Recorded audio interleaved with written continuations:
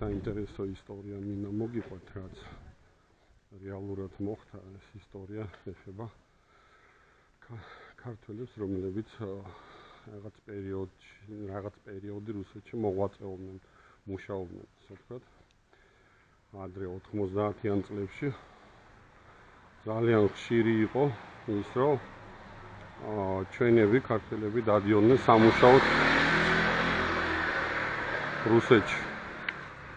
ასე ვთქვათ, წარმოვიდგინოთ რაღაცა პატარა ქალაქი, სადაც რაღაც საწარმო იყო და იქ ასე ვთქვათ, ქართველები ამუშავებდნენ ამას, რაღაცა პროდუქციას ქმნიდნენ და მუშაობდნენ, ასე ვთქვათ. მაგრამ როგორც რუსისთვის არის რთული ენა ქართული, ასევე ქართველისთვის, რომელიც არ ფლობს რუსულ ენას, მერე ასაკში ცოტა რთულია მისი შესწავლა. მოხდა ესეთი რაღაცა, მოკლედ პატარა ქალაქში იყო რაღაცა სკოლა, პატარა საყვარელი გოგონა, ალბათ 12-14 წლის მოდიოდა სახლში სკოლის მერე და დახვდა ამ გოგოს ბოშა, ციგანკა. რუსულად ციგანკა ნიშნავს რუსულ ენაზე ციგანკა, ქართულად არის ბოშა. თქვენ იცით ახლა ბოშა ალბათონი ბოშა რითია დაკავებული იმით, რომ რაღაცას კითხავს. დახვდა ამ გოგოს და ეუბნება, რომ აი მოდი გიმკითხავებ აქეთ-იქით პატარა გოგოს, რომელიც სკოლიდან მოდიოდა და საუბარში უთხრა, რომ რაღაცა რა თქმა უნდა ამ გოგოს უთხრა, რომ შენ გაკეთებული ჯადო და ასე შემდეგ და უთხრა ამ გოგოს, რომ ამ პრობლემის მოსახსნელად საჭიროა რაღაცა ნივთის ნახვა მის სახლში. ეს გოგონა მარტო იყო სახლში, ცხოვრობდა, ასე ვთქვათ, შეძლებულად და იმას რა ქვია, წაიყვანა ეს ბოშა სახლში, არავინ არ დახვდა.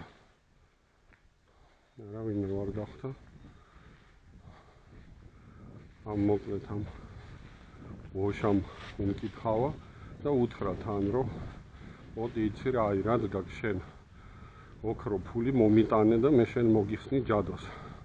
როგორც თქვენს დაახლოებით $40,000 ქონდა ამ გოგოს მშობლებს, დიდარ მშობლებს სახლში შენახული და ეს ფული გამოუტანა მის ამ ბოშას და ოქრო და უთხრა, რომ ცოტა ხანიო გადიო სხვა ოთახშიო, მეო ჯადოს მოგიხსნითო და ასე შემდეგ. დამჭირდება რაღაც გარკვეული დრო და უნდა დაურჩე, ასე ვთქვათ, აი ამ რიტუალის დროს მარტო. და დარჩა ეს ბოშა ამ გოგომ. ვთქვათ, ეს გოგო, პატარა გოგო გავიდა გვერდზე ოთახში. შემდგომ ეს რა თქმა უნდა ეს ბოშა გადახდა ფანჯრიდან, კერძო სახლი იყო პირველი სართული, გაიქცა თავის $40,000, მე მგონი ეს ეგრეთ თქვეს და გარკვეული ოქრო ქონდა, ოქროლო. მერე ეს ბავშვი რომ მიხვდა, რომ ეს ბოშა მატყუარა იყო, შესაბამისად დარეკა მშობლებთან, მოვიდნენ მშობლები, მიხვდნენ, რომ გაქურდეს. გამოიძახეს მილიცია, რუსეთში მაშინ მილიცია იყო, მენტები მოვიდნენ და შეიქმნა ერთი ამბავი აქეთ-იქით. ეძებენ ამ ბოშას. და დადიან რაიონში, გამოიძახეს ქვეყანა პატრული ეკიპაჟები, რა ვიცი, პატრული იმდენად, არა, მილიცია თავის შეიარაღებით იმით და ეძებენ ბოშას, რომელმაც მოპარა, ასე ვთქვათ, კითხაობის და ჯადოს მოხსნის დროს $40,000 და ოქროულობა. და გაიქცა ეს ბოშა. ეძებენ, ამ დროს ამ ქართველების საწარმოში ქართველი კარგი პიროვნება მუშაობდა და გარეთ ხანდახან იქვე ახლოში სეირნობდა. რა თქმა უნდა ეს მილიცია მივიდა და ეუბნებიან. ამან ეხა იმდენი რუსული არ იცეს. ეხა რუსული ენა რაღაც შეიძლება დონემდე იცოდე, მაგრამ ფართოდ იმათ არ იცოდა. და კითხეს მილიციამ ხა არ იცოდნენ ქართველი ხა დაინახეს კაცი იდგა და ეუბნებიან რომ ციგანკუნი ვიძლო, ანუ ციგანკა ახსენა, ხო არ გინახიო ციგანკა, ანუ ციგანკა რუსულ ქართულად ბოშა არის.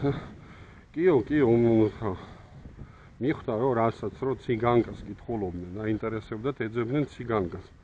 კიო, სად არისო და აი აქ არისო და წაიყვანა ეს მილიცია ამათმა კიდე დაარეკეს, აი აქ არის ეზოში ციგანკა და გვაჩვენეო და წაიყვანა და პატარა ზაღლის სახლი იყო ბუდკა და აჩვენა და იქიდან გამოვარდა ზაღლი.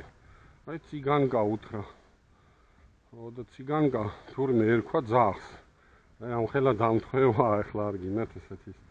ამან არ იცოდა ციგანკა სიტყვის ნიშნულობა და აი ციგანკაო თქვენ ეძებთო, ეგერა ციგანკაო ძაღლი იყო. ეგრე კლიჩკა ქონდა ამ ძაღლს.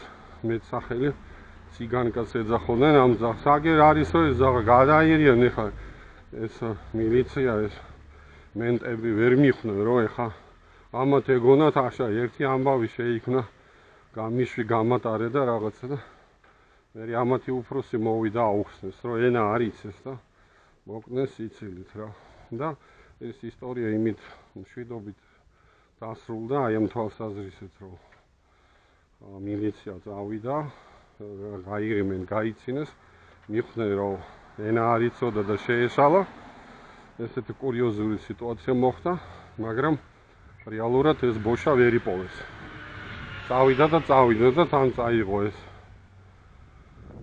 ოქროც და ეს ფულიც წაიღო რა ამიტომ ფრთხილად ვიყოთ ყურადღებით ვიყოთ და რაღაცას არ წამოვიგოთ თავარია პირი არ გქონდეს ცხოვრებაში ღია ეგ ამთავარი